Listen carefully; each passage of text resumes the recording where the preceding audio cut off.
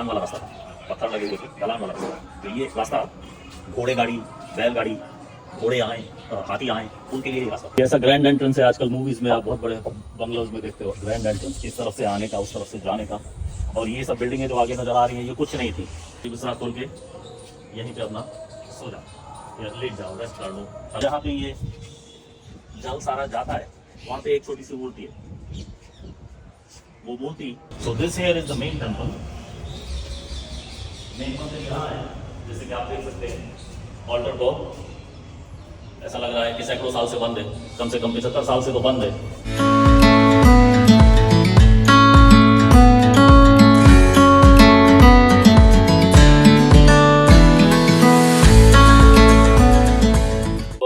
श्री वृंदावन धाम की जय। श्री श्री राधा मदन मोहन मंदिर की जय।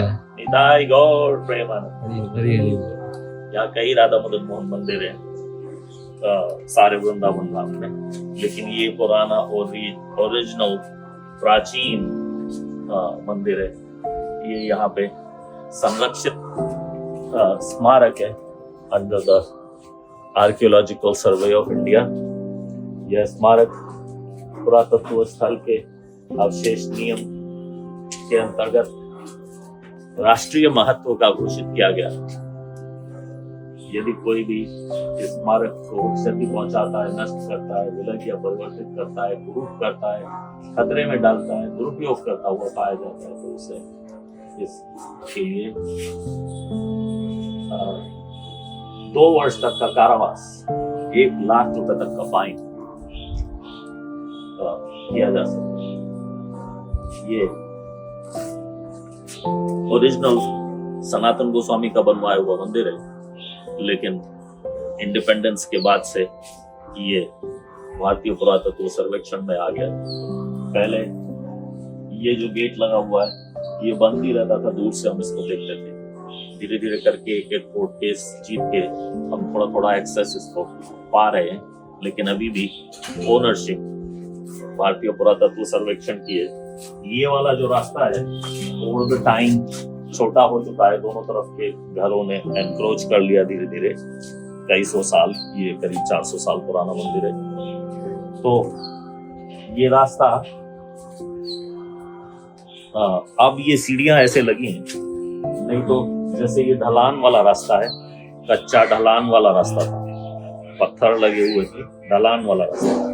तो ये रास्ता घोड़े गाड़ी, बैलगाड़ी, घोड़े आए, हाथी आए, उनके लिए ये रास्ता। पहले ये सीढ़ियां नहीं थी, ये सीढ़ियां नहीं है, ये ऐसे ही स्लोप था।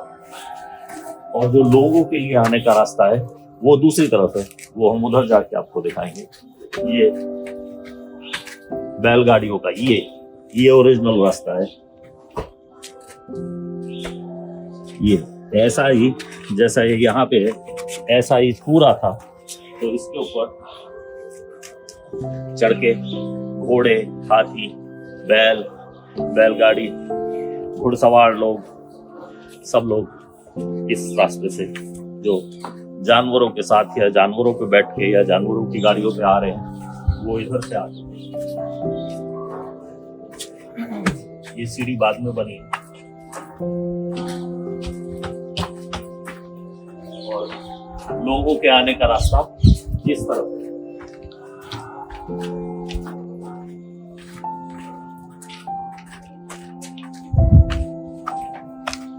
अब आप यहां से देखो इसको तो आपको लगेगा कि ये रास्ता कोई लोगों के आने के लिए नहीं बना हुआ। लोगों के आने के लिए कौन ऐसा रास्ता बनाता है? लोगों के आने के लिए तो सीढ़ियां होती हैं। इस तरीके का रास्ता जानवरों के लिए, जैसे कि उन्हें सीढ़ी चढ़ने में परेशानी नहीं होती। जो ओरिजिनल रास्ता था यहाँ पे आने का वो इधर है।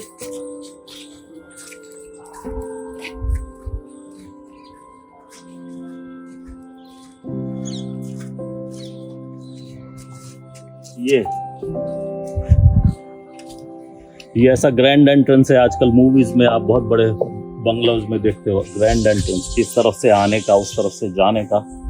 और ये सब बिल्डिंगें जो आगे नजर आ रही हैं ये कुछ नहीं थी। तो वृंदावन का रास्ता ऐसे आता था डायरेक्टली इस मंदिर पे, और यहाँ से लोग ऊपर चढ़ते थे। और ये पूरी बिल्डिंग एक तरह से लॉबी है, इस मंदिर की लॉबी है। जैसे लोग आए तो यहाँ लॉबी में, ये लॉबी के अंदर हमें एक्सेस नहीं है, लॉबी को बंद करके रखा हुआ है, धीरे धीरे एक्सेस मिल रहा है। ये लॉबी में लोग आके विश्राम कर सकते हैं। अंदर दिखेगा नहीं कुछ, क्योंकि अंदर लाइट नहीं है ना। लोग आके यहाँ पे विश्राम कर सकते हैं, बैठ सकते हैं। जैसे कि आप आ गए यहाँ, पहले तो लोग पैदल, घोड़ा गाड़ी, दूर गांव कहीं से भी आते थे। इतना ज्यादा टाइम नहीं कर सकते थे कि कितने बजे हम पहुंचे, तो पहुंचे उस समय दर्शन बंद है, तो यहीं पे अपना पूरी बिस्तरा खोल के यहीं पे अपना सो जाओ या लेट जाओ, रेस्ट कर लो, थके हो, कुछ भी बच्चे हैं उनके डायपर बदलने हैं, जो कुछ भी करना है यहाँ पे कर लो। और लोग इतने रेस्टोरेंट नहीं थे जिस समय ये मंदिर बना, तो लोग अपना चूल्हा चौका साथ में लेके चलते, थोड़ा सा कुछ ऊंचा करके रख लिया, कोई पत्थर उसके नीचे कहीं से भी उठा के लकड़ी जला ली, और अपना पतीला साथ में, अपने दाल चावल साथ में, उसमें पतीले में डाला, बनाया, खाया और चल पड़े यार। किसी को रोटी चाहिए तो उसमें रोटी भी बना ले, रोटी के लिए 2-4 चीज और लगेगी, लेकिन इस तरह से लोगों का जीवन हुआ करता था। तो उसके लिए ये सब और इधर का भी सब, ये यात्रियों के आने का एक तरह से ठहरने का स्थान है। और वंस इन अ व्हाइल अगर कोई ओवरनाइट भी रहना चाहता है तो ओवरनाइट भी यहाँ पे अपना बिस्तर लगा के सो जाओ। ये एक तरह से धर्मशाला, क्योंकि अलग से यहाँ धर्मशाला का कोई प्रोविजन उस समय नहीं था, और अगर हो भी तो धर्मशाला भी भर सकती है, और यहाँ पे भी स्थान है। बहुत सुंदर ये मंदिर बनाया है। जैसे कि हम कल मदन मोहन जी को बता रहे थे, देखो ये सारी दीवार पे केवल 2 हाथी बने हैं। जो पर्सनल एस्पेक्ट है वो केवल 2 हाथी है, बाकी ये सारी दीवार लगभग खाली है, ब्लैंक है। ये जो डिजाइन बने हुए हैं, ये फूल पत्ती वाले डिजाइन एक तरह से मुस्लिम आर्किटेक्चर है। हिंदू लोग इतना ज्यादा फूल पत्ती नहीं, अगर कोई हिंदू हिसाब से यह बनता तो यहाँ पे मोर होता, गाय होती, ये सब चीज। तो with the exception of those 2 elephants, यहाँ पे कोई भी जानवर, आप देखो इतनी बड़ी दीवार है, कहीं कोई नहीं। यहाँ पे भी ये दीवारें ज्यादातर ब्लैंक है। और ये जो मेन मंदिर है, 2 मेन मंदिर के टावर, इसके ऊपर भी यहाँ से लेके ऊपर तक पूरा कार्विंग है। कार्विंग तो है और बहुत डीप कार्विंग है, 500 साल से खड़ा है, 400 साल से ये कार्विंग को लेके। लेकिन इसमें भी कोई आपको मोर, तोता, जो भगवान के साथी हैं, कौन है भगवान के साथी? हिरन, मोर, तोते और गाय कुछ भी नहीं है, क्योंकि मुस्लिम रूल है, ये डर है कि कहीं किसी को कुछ बुरा नहीं लगे, तो इसलिए इसको एक तरह से मोर सेकुलर बनाया गया है। अब यहाँ पीछे से देखेंगे, ये दीवार दिखाते चले, क्योंकि यहाँ पे कुछ लिखा है, श्री श्री मदन मोहन गोस्वामी सनातन गोस्वामी कुछ, और बीच में किसी ने उसको काट दिया, दिख रहा है कि किसी ने पर्पस इसको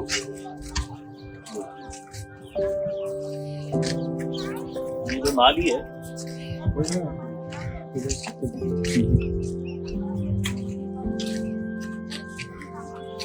ये जो नाली है इसमें अंदर भगवान का अभिषेक होता है। इतनी देर तक नाली नहीं दिखानी। इसमें जब अंदर भगवान का अभिषेक होता है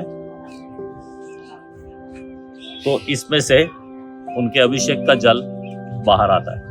मंदिर अंदर से धुलता भी है तो भी इस नाली में से उसका अभिषेक का जल बाहर आता है। तो यहाँ से ये जल की निकासी का अरेंजमेंट बनाया हुआ है। एक्चुअली इसको अभी ढक दिया, लेकिन जहाँ पे ये जल सारा जाता है वहां पे एक छोटी सी मूर्ति है। वो मूर्ति उस डोनर की है जिसने ये सारा मंदिर बनाया। उसने अपनी मूर्ति यहाँ पे स्थापित कराई है कि जिससे भगवान के चरणों का जो चरणामृत निकले वो जन्म जन्मांतर तक मेरे सर पे पड़ता है। ये उसका भाव है। उनका नाम है कपूर चंद जी, जिन्होंने ये सारा मंदिर बनवाया। अब अगर इधर पीछे से देखो तो आपको दिखेगा कि यहाँ पे दो बड़ी बड़ी टावर, जैसे कल वहां गए गोविंद देव जी, तो वहां पे 3 गर्भगृह। एक गर्भगृह का हमें पता नहीं अंदर क्या है, एक में गोविंद देव जी थे और एक में वो स्थान था जहाँ पे गोविंद देव जी के विग्रह वास्तव में प्राप्त हुए थे, जिसको कहते हैं गोमा टिल्ला। लेकिन यहाँ पे 2 गर्भगृह। ये वाला जो है ये औरंगजेब के लोगों ने जो तोड़ दिया है, ये इस वाले से काफी ऊंचा था, अब ये उस वाले से नीचा नजर आ रहा है। तो सनातन गोस्वामी खाली ये डोम उन्होंने बनवाया राधा मदन मोहन के लिए और बाकी का सारा मंदिर जो हमने आपको दिखाया। लेकिन जब उन्होंने इस बारे में चैतन्य महाप्रभु को लिखा कि ऐसे ऐसे हम मदन मोहन जी का मंदिर बना रहे हैं, तो चैतन्य महाप्रभु ने बहुत खुशी जताई और मजाक में पूछ लिया कि वो मंदिर जो बना रहे हो उसमें एक कमरा मेरे ठहरने के लिए भी बना रहे हो कि नहीं। तो सनातन गोस्वामी ने उसको सीरियसली लिया और ये पूरा टेम्पल, ये जो आपको नजर आ रहा है, ये उन्होंने चैतन्य महाप्रभु के लिए बनाया। तो ये मदन मोहन जी का मंदिर है। ये वाला छोटा वाला, ये छोटा इसलिए दिख रहा है क्योंकि इसको ऊपर से तोड़ दिया गया है, उससे ऊंचा था और ये वाला जो मंदिर है ये चैतन्य महाप्रभु का है। तो यहाँ पे इस तरह से 2 ऑल्टर है। तो राधा गोविंद देव जी में भी तीसरा जो ऑल्टर है वो हम समझते हैं कि चैतन्य महाप्रभु का ही होगा, ऑल्दो कोई अभी तक कोई ऑथराइज इंफॉर्मेशन हमें उस पर मिली नहीं है। लेकिन अगर सनातन गोस्वामी किसी के लिए, रूप गोस्वामी किसी के लिए ऑल्टर बनाएंगे, किसके लिए बनाएंगे, गोविंद देव जी के लिए बनाया, उस स्थान का मान किया जिस स्थान पे गोविंद देव जी उनको प्राप्त हुए, तो नेक्स्ट ऑल्टर जैसे हम लोग राधा कृष्ण का ऑल्टर बनाएंगे, तो सेकंड ऑल्टर किसके लिए बनाएंगे, गौड़ निताय का बनाएंगे। तो उसी तरह से रूप गोस्वामी के ही अनुयायी हम भी हैं सनातन गोस्वामी के, तो शायद ऐसा ही होगा, although we have no authorised information. तो इस मंदिर के अंदर गर्भगृह में जाने की हमें अभी तक परमिशन नहीं है। इस मंदिर के पीछे वो पूरा मंडप है, जैसे मंदिरों में आगे मंडप जुड़े रहते हैं, वो मंडप एक तरह से लॉबी होते हैं, सत्संग का स्थान होते हैं, दर्शन का स्थान होते हैं। तो उसी में लोग आते हैं, रहते हैं, विश्राम भी करते हैं।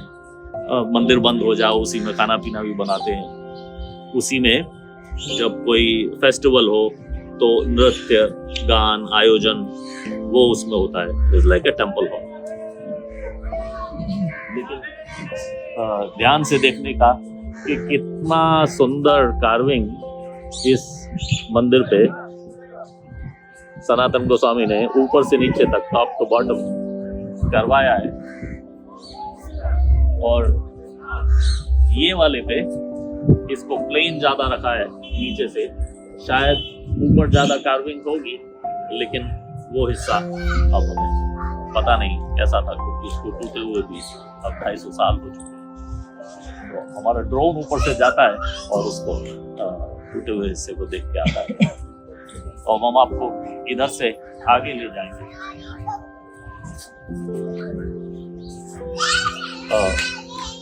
ये मंदिर के बनने की कथा बता दें। चलो तुम यहाँ पे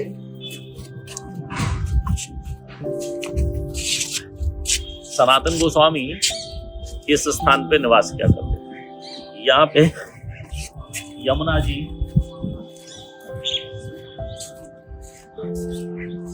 बिल्कुल यहाँ तक यमुना जी थी। ये बिल्कुल यमुना का किनारा था। अभी भी जो फ्लड आया उस समय ये फिर से यमुना का किनारा बन गया।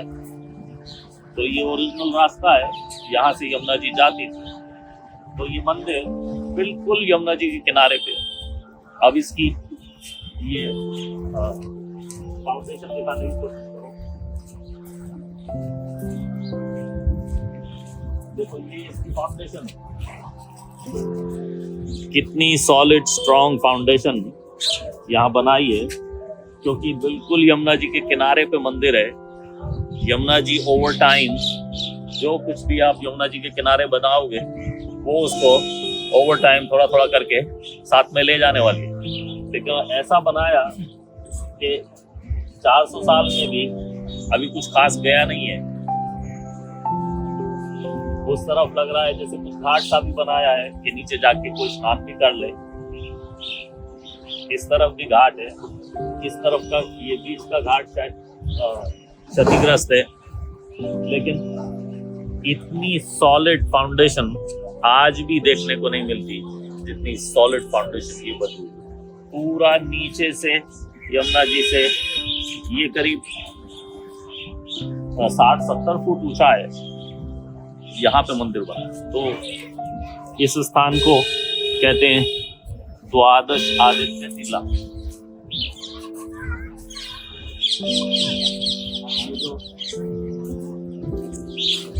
द्वादश आदित्य टीला है ये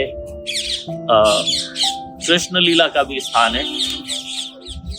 इसके पीछे ही कालिया मर्दन का स्थान है।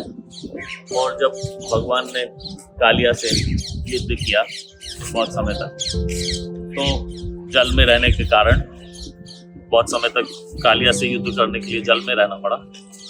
तो इस कारण से भगवान को ने ऐसी लीला की कि जैसे कि मुझे इतनी ठंड लग रही है क्योंकि मैं जल में रही।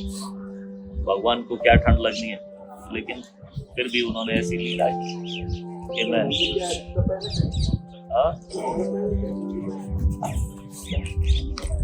तो इस स्थान पे द्वादश आदित्य टीला पे भगवान आ गए और सूर्य की तरफ देखा कि कुछ गर्मी हो। आदित्य सूर्य को कहते हैं। द्वादश आदित्य मतलब 12 सूर्य, 12 सूर्य। तो जब सूर्य ने अपनी गर्मी देने की कोशिश की कि भगवान मेरी तरफ देख के मेरे से कुछ मांग रहे हैं, मैं अपनी गर्मी दूं, तो जितनी गर्मी थी हमारे सूर्य के पास पूरी दे दी। लेकिन भगवान ने मजाक में उसको कहा बेकार है तेरी गर्मी, किसी काम की नो गुड। तो सूर्यदेव दूसरे ब्रह्मांडों में जाके कुछ उन्होंने व्हाट्सएप पे मैसेज डाल दिया ग्रुप में कि सारे इधर उधर के सब सूर्य यहाँ आ जाओ। तो 11 और सूर्य आ गए और इस आसमान में पूरे के पूरे 12 सूर्यों ने मिलके खूब गर्मी दी भगवान के शरीर को। तो भगवान ने उनके एफर्ट को पुरस्कृत करने के लिए कि अब मैंने इसको डांट दिया कि तेरे अंदर गर्मी नहीं है, गर्मी तो बेचारे में है, फिर भी ये डिस्करेज नहीं हुआ, जाके और सूर्यों को बुला के लाया और सारे सूर्य मिलके अब मुझे गर्मी देने की कोशिश कर रहे हैं। तो भगवान इस भाव से खुश हुए। तो उनको खुश करने के लिए उन्होंने अपने शरीर से इतना पसीना निकाला, इतना पसीना निकाला, इतना पसीना निकाला कि वो पसीने से एक पूरा कुंड बन गया। वो कुंड, पसीने का कुंड यहाँ पीछे नीचे है, कुछ साल पहले तक हुआ भी करता था, फिर उसको थोड़ा उछला हो गया था, गहरा कम था, तो फिर उसके ऊपर घास लगा दी गई और लोगों के आने जाने का स्थान बन गया। लेकिन यहाँ पे वो स्थान था। तो ये द्वादश आदित्य टीला भगवान की लीला का स्थान है, जहाँ पे 5000 साल पहले भगवान ने कृष्ण रूप में आके लीला की। तो चैतन्य महाप्रभु के टाइम में सनातन गोस्वामी जब यहाँ आए तो वो किसी भगवान की लीला के स्थान पे रहना चाहते थे और यमुना जी के किनारे रहना चाहते थे। तो उन्होंने ये स्थान चूज किया कि मैं यहाँ पे निवास करूँ। यहाँ पे वो निवास क्या करते थे, यमुना जी से जल लेते थे। उन्होंने कोई कुटिया नहीं बनाई अपने लिए, ऐसे ही रहते थे। और यहाँ पे इतनी आबादी नहीं थी वृंदावन में, तो मधुकरी के लिए मथुरा जाए। तो एक चौबे के घर में जहाँ मथुरा जाया करते थे, वहां उन्हें मदन मोहन जी मिल गए घर में। तो किसी तरह से शॉर्ट में भगवान ने ऐसी लीला करी कि उसको चौबे को स्वप्न दिया कि जो सनातन आया है मेरे विग्रह इसको दे। तो उन्होंने दे दिए। सनातन गोस्वामी ना कर रहे थे कि मेरे पास तो आपको रखने के लिए स्थान ही नहीं है, मैं तो खुद ऐसे ही रहता हूँ यमुना जी के किनारे, मैं तो कुटिया भी नहीं है, कुछ भी नहीं है, मैं आपको कहाँ रखूँ, आपकी कैसे सेवा करूँ। तो लल्ला के रूप में मदन मोहन जी ने उनको कहा कि नहीं बाबा, जहाँ तू रहेगा वहीं मैं भी रह जाऊँ, जो तू खाएगा वो मैं भी खा लेता हूँ, मेरे लिए कोई इंतजाम करने की जरूरत ना आए, तू मुझे ले चल। तो प्रॉमिस करा के सनातन गोस्वामी मदन मोहन जी को यहाँ ले तो आए। लेकिन सनातन गोस्वामी सारा दिन में एक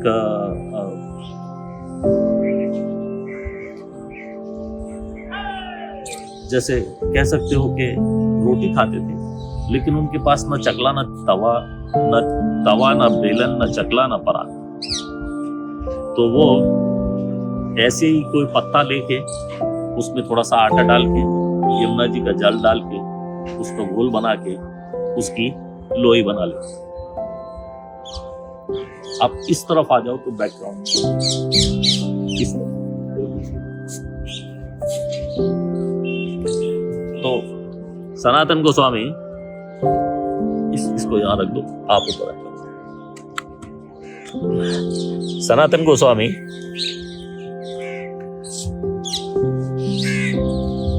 एक आटे की लोई बना के, आग जला के, वो लोई को ही आटे में फेंक दे, आग में फेंक दे। तो थोड़ी देर में चलते चलते वो लोई पक जाती। उनके पास चिमटा भी नहीं था कि आग में से वो लोई को निकाल ले, तो वो आग के शांत होने की वेट करते थे कि जब आग शांत हो जाएगी तो मैं वो लोई जो आटे की डाली है उसमें निकाल लो। तो कभी वो आधी पकती, कभी थोड़ी जल भी जाती, कैसा भी, उसको कहते हैं बाटी। कि हमने आटे की लोई ली और उसको ऐसे के ऐसा ही पका ली, कुछ उसको या नहीं। तो वो बाटी को लेके उनके पास भोग लगाने के लिए प्लेट नहीं थी, एक पत्ता हाथ में लेके ऐसे वो मदन मोहन जी के आगे कर देते और मदन मोहन जी को भोग लगाते। मंदिर दिख रहा है अच्छी तरह। तो एक दिन, बहुत दिनों तक ये चलता रहा, मदन मोहन जी ने वो भोग स्वीकार किया सनातन गोस्वामी से, वो किसी दिन जली हुई, किसी दिन पकी हुई, किसी दिन आधी पकी हुई बाटी जैसी भी मिलती ठाकुर जी खा लेते थे, ले लेते थे, उसको एक्सेप्ट कर लेते थे। लेकिन एक दिन सनातन गोस्वामी से उन्होंने शिकायत कि सनातन, तू मुझे ये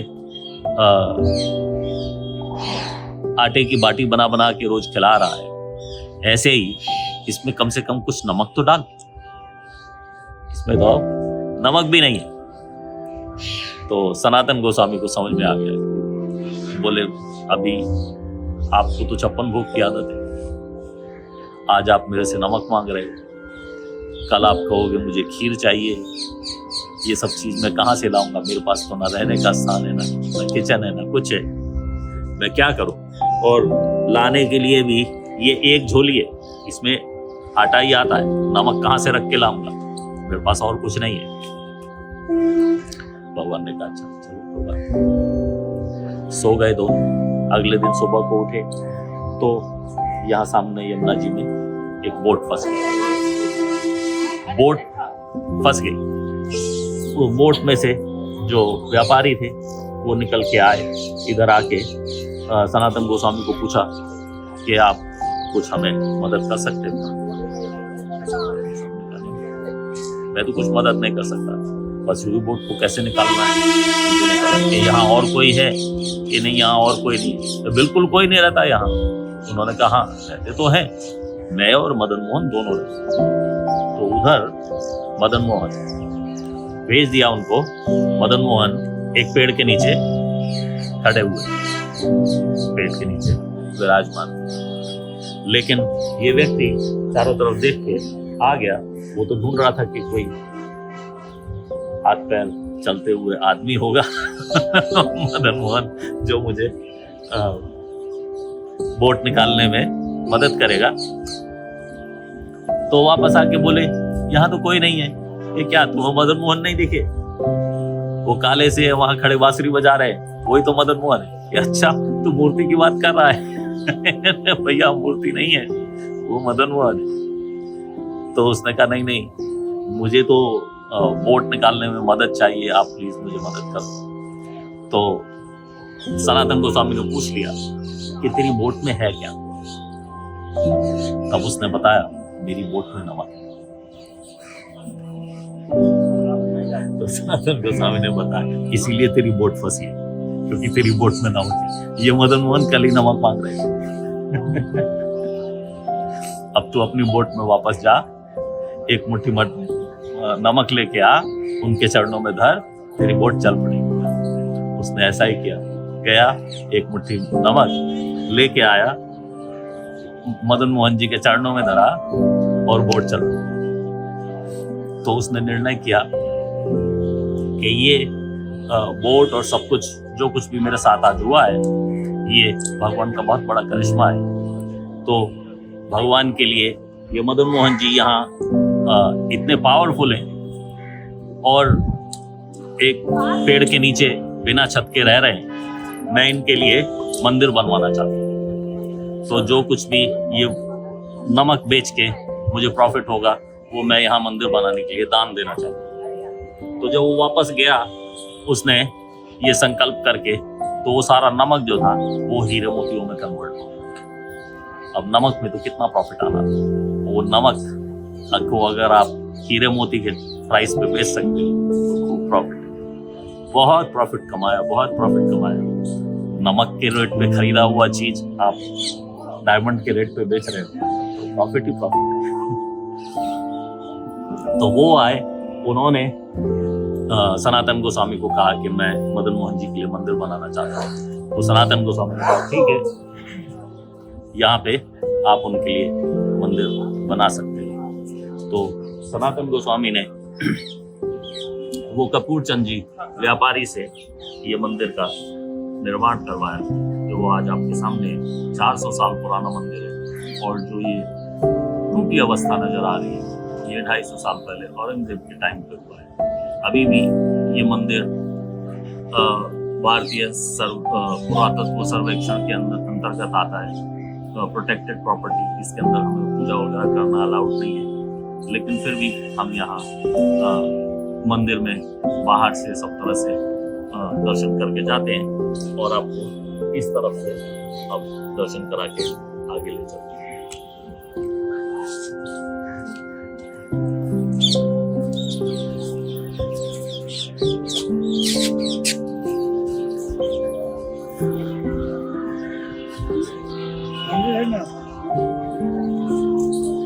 ठाकुर श्री श्री मदन मोहन जी महाराज। ये वृंदावन का टेम्पल नंबर 1 है, first ever temple built in Vrindavan. चप्पल यहाँ उतार दो।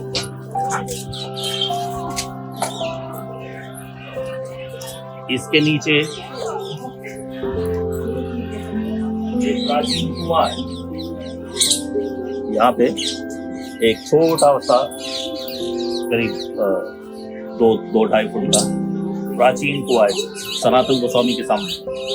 सनातन गोस्वामी ने उस कुएं को यहाँ खुदवाया था। उसमें आज तक भी बिल्कुल बिस्लरी निकल। कुछ साल पहले इसको ढक दिया गया, उसमें वो सबमर्सिबल पंप लगा दिया, फिर ये टंकी लगा दी, फिर यहाँ से आप जल की प्राप्ति कर सकते हो। लेकिन अब आज का तो आप बताना, लेकिन पहले मैं जब भी यहाँ आया हूँ इसमें बिल्कुल बिस्लरी निकलती है। आज क्या है, आज आप लोग टेस्ट कर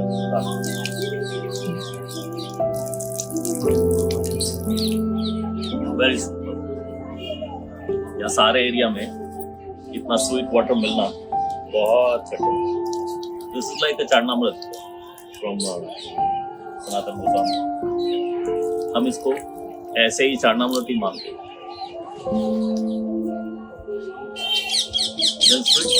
Very sweet, completely different from what all we are getting outside, salty. तो ये वो स्पेशल कुएं के दर्शन है। फिर यहाँ पे हम लोगों ने सनातन गोस्वामी की कुटिया बना रखी है। श्रीपाद सनातन गोस्वामी प्रभु जी की भजन कुटिया। जब मंदिर बन गया तो उसके बाद छोटी सी भजन कुटिया सनातन गोस्वामी की बनवाई गई। अब इसके बाद हम आपको उधर से ले जाके मंदिर के पीछे ले जाएंगे, वहां पे सनातन गोस्वामी की समाधि है।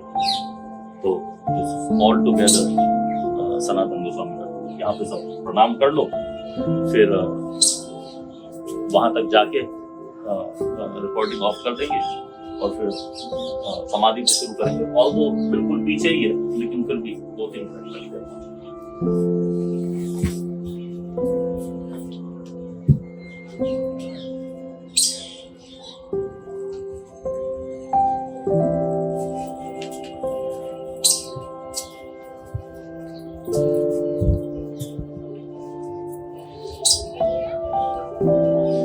चप्पल ले लो। किसकी चप्पल? चप्पल वाला एक व्यक्ति चप्पल लेकर ऊपर से आए पास तो उसी के दर्शन कराओ। बहुत सुंदर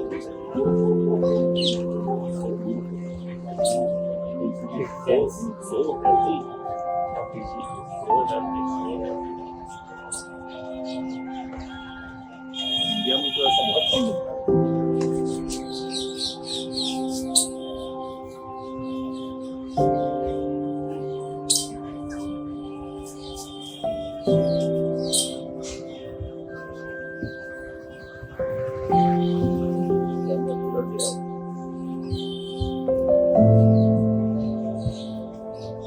So this here is the main temple. Main मंदिर यहाँ है, जैसे कि आप देख सकते हैं। ऑल्टर को ऐसा लग रहा है कि सैकड़ों साल से बंद है, कम से कम 75 साल से तो बंद है। 75 साल से आज़ादी मिली तब से ये भारतीय पुरातत्व सर्वेक्षण में है। उसके बाद उसके पहले भी पता नहीं कब से ये मंदिर बंद है, लेकिन इसका कोर्ट में केस चल रहा है। बिरला भी इस मंदिर को अधिकार प्राप्त करना चाहते हैं कि हम इसको बनाएं, इसको चलाना चाहते हैं, और भी कई सारी संस्थाएं मंदिर को प्राप्त करना चाहते हैं। और इसको दोबारा से एक्टिवेट करना था, लेकिन फिलहाल अभी कोई सुप्रीम कोर्ट से ऐसा फैसला नहीं आया।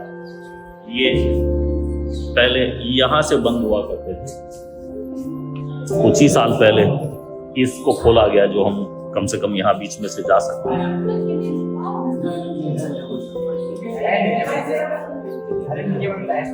तो ये वाला जो ऑल्टर है ये बिल्कुल लॉक है। ये जो चैतन्य महाप्रभु वाला ऑल्टर है, इसको खोलने की परमिशन हमें अभी कुछ ही साल पहले मिली है। 5-6 साल से ये खुल रहा है।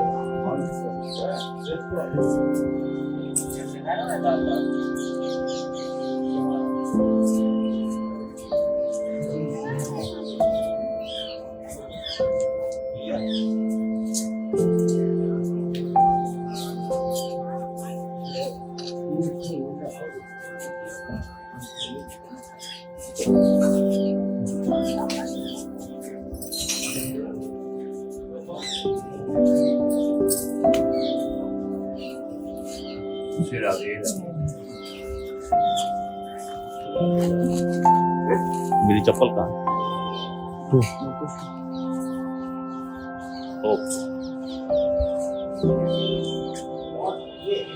सनातन गोस्वामी समाधि inside that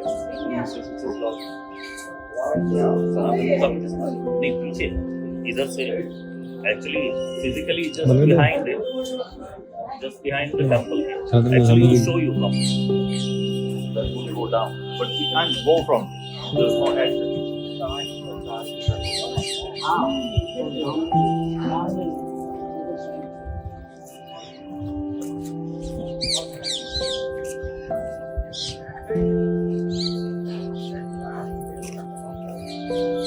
जय राधा मदन राधा